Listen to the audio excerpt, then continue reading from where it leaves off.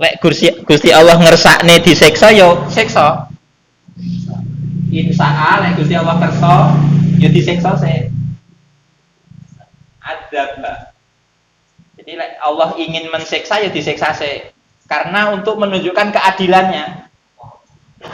Nggih, adil to nggih lek sing dablek disiksa adil. Jadi niku menunjukkan sifat adilnya, bil adli sebab keadilan Allah niki lah. Bil adli sebab keadilan Allah. Jadi disiksa sih.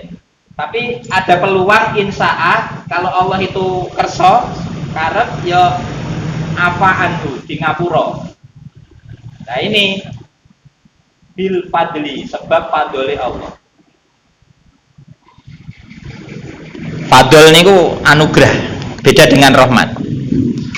Fadl memang dikasih bonus sakjane maksiat tapi dikai fadl.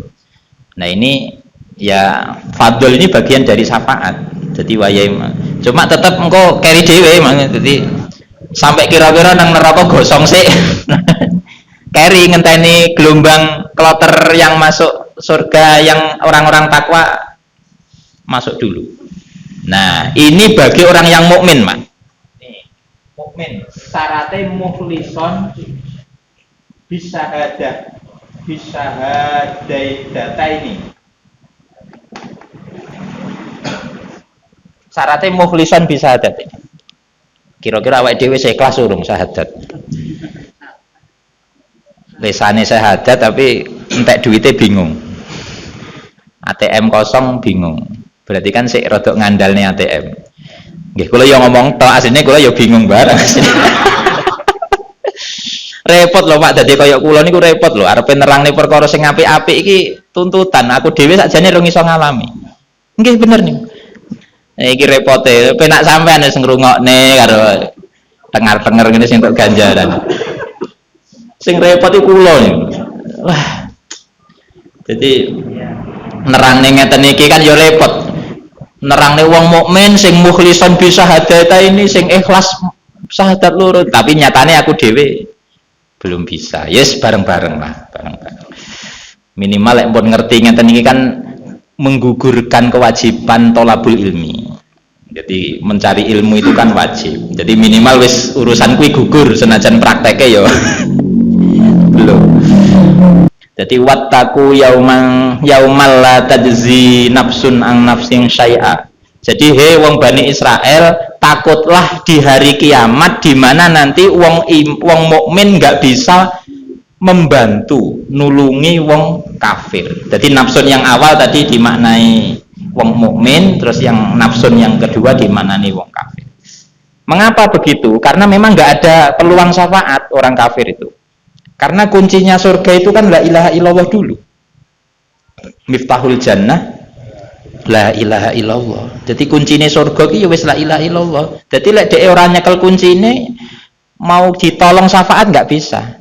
Jadi ada hadis Nabi kalau anak kecil yang baru meninggal kecil belum balik itu bisa mensyafaati orang tuanya. Itu kalau sama-sama Islami. Lek bapake kafir nggih mboten saged nolong.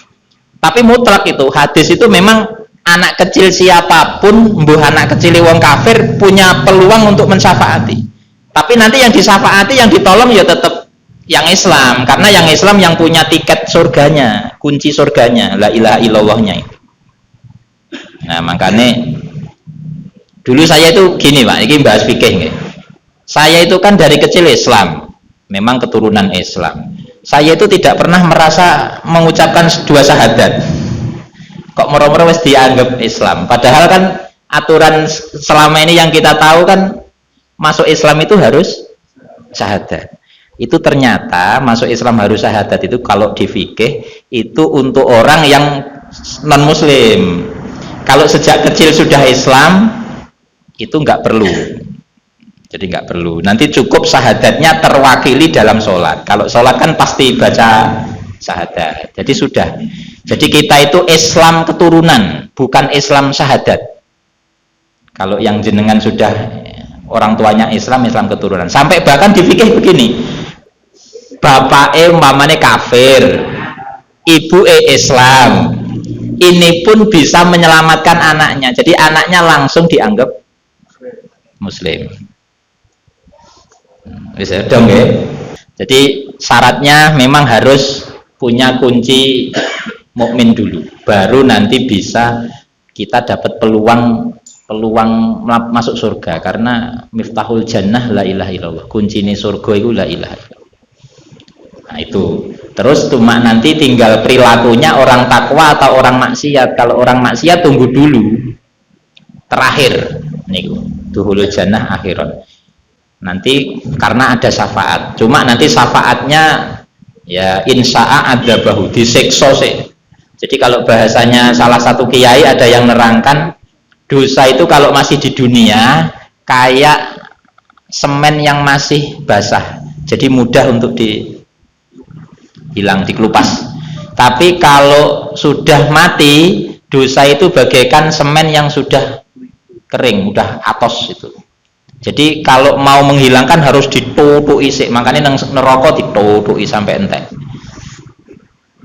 Ya ngeten nggih. Jadi itu bahasa yang mudah dicerna oleh masyarakat luas begitu. Lek diterangnya kayak gini kan mumet iki, nganggo bahasa Arab kabeh.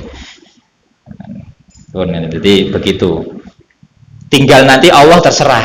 Kalau Allah menampakkan, jadi dalam kemarin saya hari Minggu itu bahas hikam, Pak. Jadi ternyata tentang hikam itu diterangkan Allah itu kadang suatu saat menampakkan sifat jamalnya. Sifat jamal itu sifat baiknya. Jadi Allah kadang membuat kita itu kadang ada nakal tapi tetap sehat. Enek maling suwe hat bengi-bengi metu malam nggak watuk-watuk. Awake dhewe sing ora nyapa-nyapa watuk pilek. Nah, jadi Allah masih menampakkan sifat jamalnya. Tapi kadang Allah itu menampakkan sifat jalalnya. Jalal itu moho agung. Maksudnya agung itu Allah nggak bisa dikendalikan. Ya wis, kowe senajan nakal utawa soleh ya tak gawe loro. Jadi ketika kita itu bahagia, berarti Allah masih menampakkan sifat jamal baiknya. Tapi ketika kita susah, padahal dia ya wis sedekah, ya wis salat, ya wis poso, ternyata kita masih mengalami susah, berarti memang Allah itu menampakkan sifat jalalnya, sifat agungnya. Jadi kadang ada yang ndonga ki ra mandi-mandi. Justru malah alhamdulillah Pak ndonga ora mandi. Karena Allah nggak bisa diatur, ya repot lek Allah diatur. Ya Allah hudan, ya Allah moro-moro hudan. Ya Allah malah jadi kan budak kita kan. Jadi kalau kita ndonga ternyata nggak mandi, itu malah seneng. Oh, berarti Tuhan tenan ya Allah iki. Keren wis ora kena diatur menungso. Nah, penak to nggih. Jadi makanya lek ndonga ora kabul iki yo alhamdulillah. Karena Allah ya nggak bisa diatur. Nah itu, jadi memang Allah ngono. Kadang menunjukkan sifat jamalnya. Ya ini contohnya memberi syafaat dan seterusnya. Tapi kadang Allah ya nanti suatu saat menunjukkan sifat jalalnya. Memang Allah maha kuasa, maha agung, jadi nggak bisa disetir. Dan niku untuk menunjukkan ke kita. Jadi kita senang, kita bahagia, susah, senang susah itu untuk menunjukkan bahwa Allah itu benar-benar nggak bisa diatur.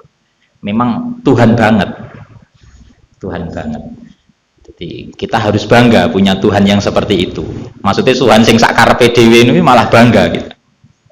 Al mutakabbiru, Tuhan itu maha sombong, yo malah bangga. Lek Tuhan kok sopan, enek hambane njaluk langsung dituruti, kok baik men, wow, ora keren malah. Nggak kuasa, nggak maha kuasa. Jadi malah harus bangga kita. Jadi punya Tuhan yang benar-benar otoriter.